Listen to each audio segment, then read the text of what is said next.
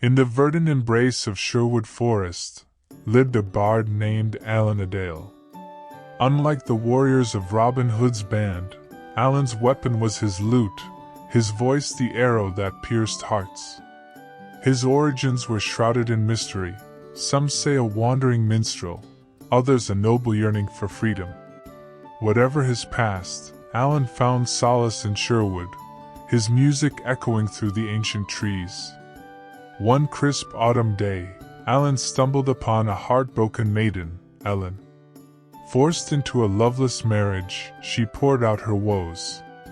Allan, touched by her plight, vowed to use his music and cunning to help, setting the stage for his greatest adventure.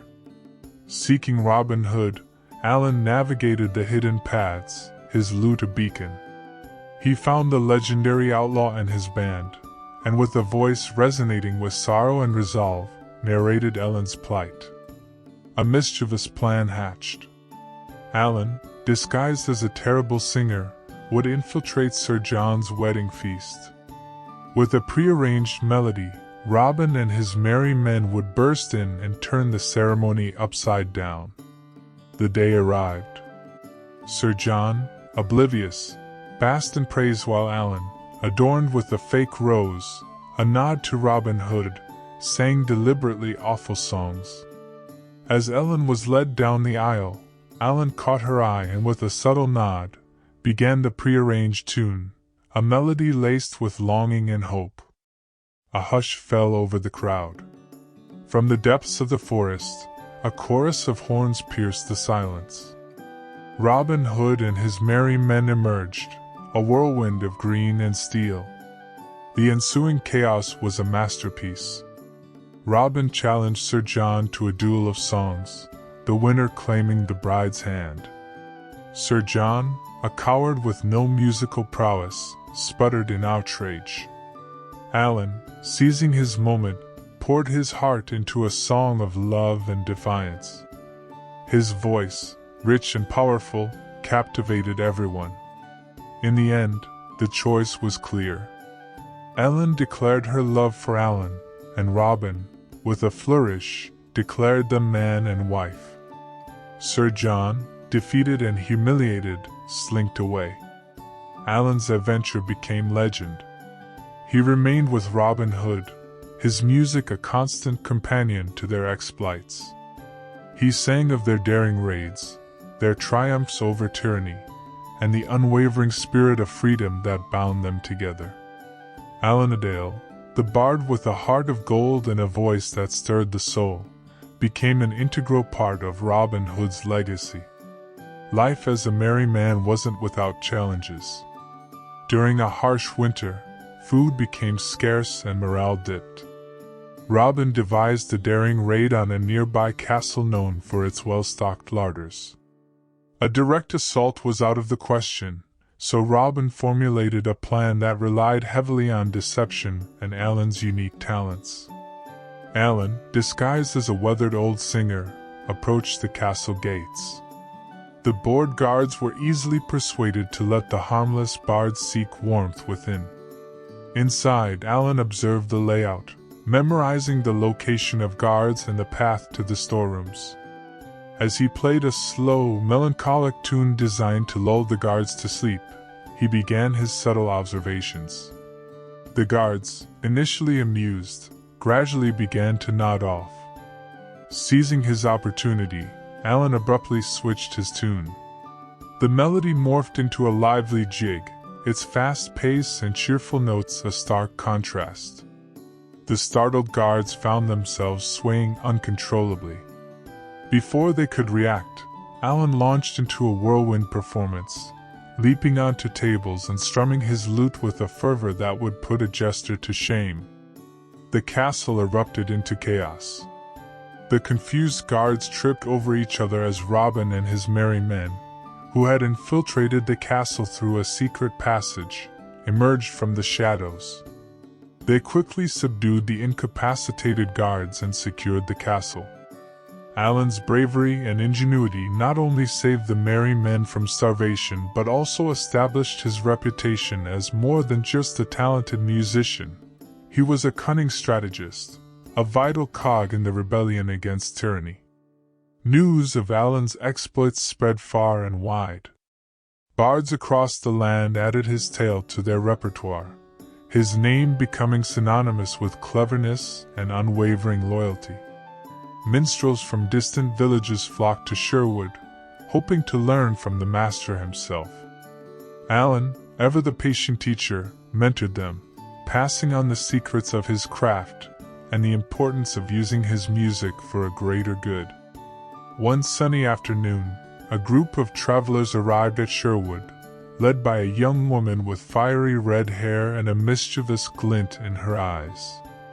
She introduced herself as Barbara, a bard from a neighboring kingdom, and declared her admiration for Allan's skills. A spark ignited between them, a melody of shared passions and kindred spirits. Their courtship was unconventional, filled with stolen moments amidst training sessions and daring raids.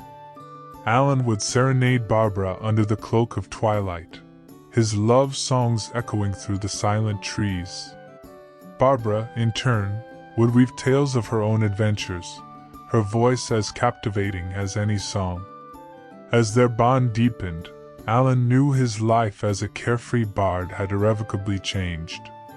One evening, under a sky ablaze with stars, Allan poured out his heart to Robin. He confessed his love for Barbara and his desire to leave Sherwood to explore the world with her. A flicker of sadness crossed Robin's eyes, but a smile soon replaced it. He understood the pull of love and the yearning for a life beyond the forest.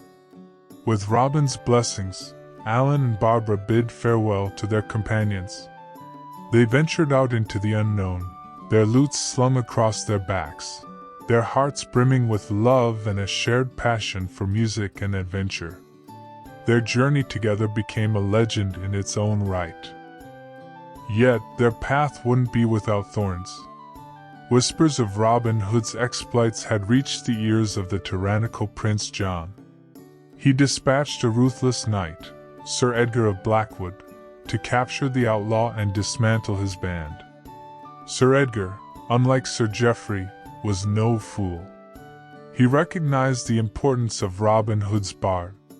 He believed that capturing Allan-a-Dale might lead him to the hidden heart of Sherwood and Robin Hood's secret hideout. One moonless night, as Allan and Barbara camped by a gurgling stream, their peaceful slumber was shattered by the clatter of steel. Sir Edgar and his men, cloaked in darkness, descended upon them. Allan, ever resourceful, shoved Barbara into a thicket, urging her to stay hidden. He then faced the approaching knights, lute clutched in his hand, not as a weapon, but as a symbol of defiance. Sir Edgar, a man with an appreciation for the finer things, though mostly those acquired through ill-gotten means, recognized Allan. He offered him a deal: betray Robin Hood's location and live a life of luxury as a court musician. Allan, with a steely glint in his eyes, refused. He strummed a discordant chord, the harsh notes echoing through the night. It was a prearranged signal, a melody known only to Barbara. From the thicket, Barbara emerged, not as a damsel in distress, but as a warrior. Her lute, transformed with a hidden dagger, became a deadly weapon. With a battle cry and a flurry of movements, she disarmed one of the knights. The surprise attack momentarily disoriented Sir Edgar's men. Allan, seizing the opportunity, launched into a furious jig, even more chaotic than the one he performed at the castle. The knights, already confused, found themselves tripping over their own feet, their attempts to fight dissolving into frustrated shouts.